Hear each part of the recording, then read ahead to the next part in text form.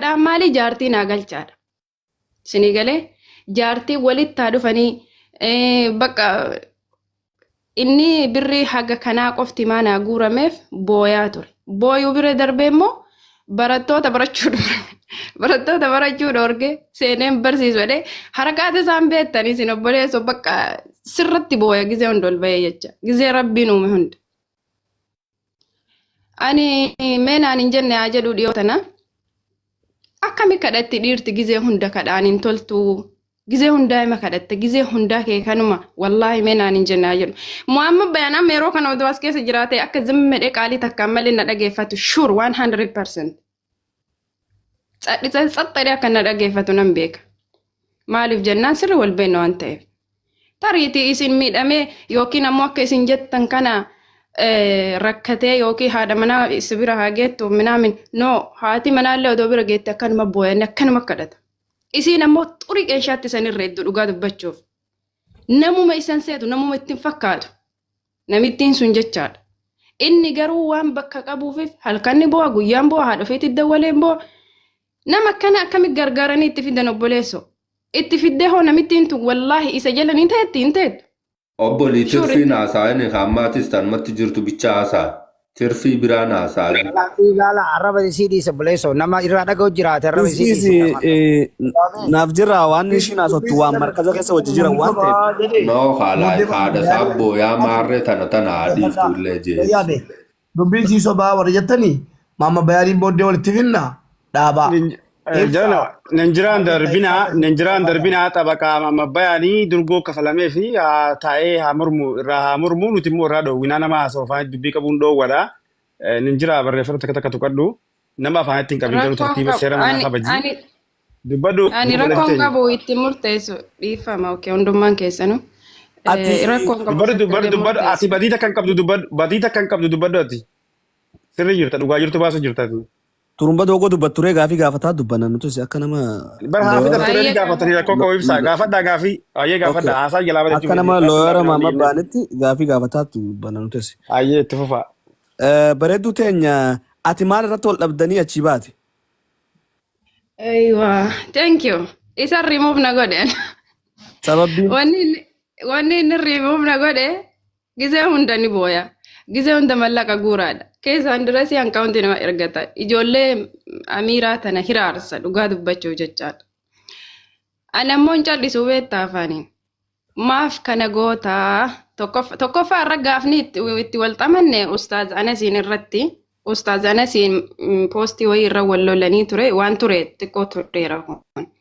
Poostii wayii irra wal lolanii turraan ustaaz Anasiin akkami akkana jechuu ni dandeettaa dhiisi jennaaniin inni waan miidiyaa irra arge dhuftee markaza irra ol ba'e jennaan ni arrabsa olamaan arrabsaan bakka adaban qabu gabaabamatti. Yoo inni kana godhu namni qaalii isaa deebisu hin jiru. Aan ammoo natti toluu hin dandeenye isa duuballee deebi'ee haasa'uun barbaadu waan ta'eef waan jiru ani itti himnaaniin inni sekendii takkaaf nama obsa namaa hin qabne. Na baase yeroo saniif boodarra immoo deebi'ee ofumaan na deebise. Birrii guurani. Maallaqa guuran kana. Bakka maallaqaatti deebina.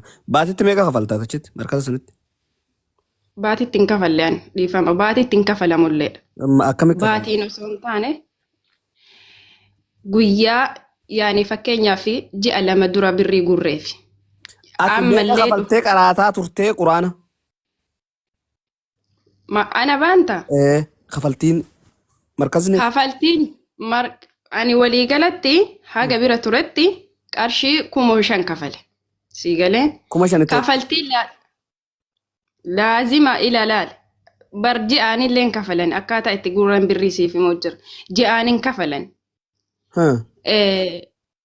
Muhaadaraa godhan fakkeenyaaf. Muhaadaraa jechuun akka fakkii eebbaa. Tarii ammoo gargaarsa ustaazaa jedhanii garee gargaarsa ustaazaa ijaaran. Siigalee? Ati ji'a kana keessa ji'a tokko fakkeenyaaf muhaadaraa birrii guuranii fi qarshii maallaqa guurtee fi erga kaatee booda achirraa ji'a 2 ture gargaarsa ustaazaa jedhan. Ammallee maallaqa guurama. Achirraan ji'a 2 ture ammallee ji'a 2 yookaan ji'a 3 ture gargaarsa jedhan. Achirraa ture ammallee muhaadaraa jedhan. Akkana deeman. Shabakaa kamaarree janii jiranii jennuma dhageenya waan guuranni beeku. Gargaarsa jechuun. Ha kompiitaraa ha suufaa hundi nafu. yaa kunni jira. Kompiitarri galee baawuzawee dhugaa dubbachuuf shamara qarshii 100 qabdu jira. Markaza san keessatti yoo fakkeenyaaf yoo ati birrii kennitee birrii hin kennine ta'e birrii guddaa hin kennine yookiin ammoo gizee hunda birrii hin kaffalle ta'e ilaalcha addaatiin si ilaalan. Si jibban. Bakka sababa wayii sirra barbaadanii remove godhanii si baasan. Si galee achumarraa wallollee ani gizee hunda birrii akkamii kadhatta minaamin jennaanin ana wallollee remove na godhe. Gin ammallee waluma dubbifna. Walwanni hin jennu maaliif jennaan sirri na beeka anillee innillee sirri waan isa beekuuf innillee waan na beekuuf waliin lollu. Walillee mormin walafa walleen dhaabannu dhugaa dubbachuuf amma doonni aziraa ta'e natti tola ture. Kanuma wanni jiru gargaarsa jettanii har'a gargaaruu dandeettan baawuzawee gargaara rakkoo hin qabu. Garuu qaallitti tana waliin guruupii san keessatti. Amiirri. Gaafa baasuu geesse isa bira dhufta malee amiira qabdaami garuma san keessattu. Walumaa gala markazni amiira qaba. Amiiras qabaa korees qaba. Amiirri sun eenyu? Yeroo an keessa turetti amiirri shamarran wayiiti. Mucayyoon sun amma biyya galteerti. Koreen ammoo ijoollee amiiraa olillee gahee guddaachi keessa wallaahi wallahi an garee isaa san keessa dhaqellee laalee beekadhu wallaahi lazim liinkii namni irratti ergee imoo jechuudha booniyyeef inni ol moggaa ta'an taayituman dhaggeeffadha lakkoofsa 9 dubbadhu maaree naan jennaan ofirraa ka'ee achi keessaa bee dhaggeeffadhu an bakka hin dhahin qabu waan si gaafadhu guruupiin isaa sun nammeeqa olii gara baay'inni namaa.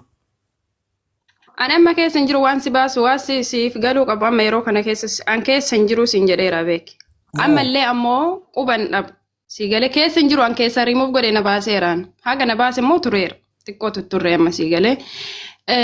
Ammallee yeroo sanitti ijoolleen gahee olaanaa taphattu koreedha malee amiirranii miti. Irra caalatti.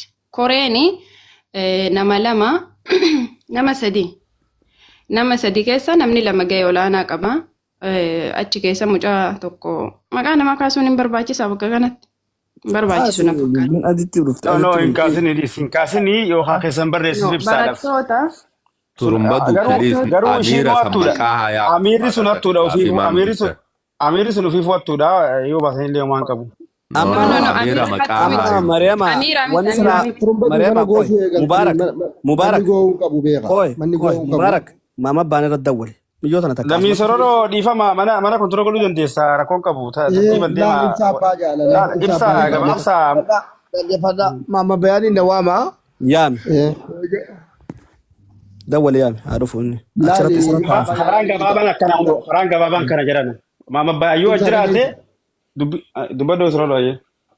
Laali turumbadu waa lama laaluu qabna. Dubbii nama biyyoon jettu dhugaa maama bayaanii dhufee ragaan jiru isaa sababu rakkoo miti nuti maama bayaan gargaaramu irraa rakkoo hin qabnu jara keenya. An akka nama tokkotti akka nama dhuunfaa mucaa bahaa tokkotti wanni sodaataa jiru maallaqa inni gargaarame.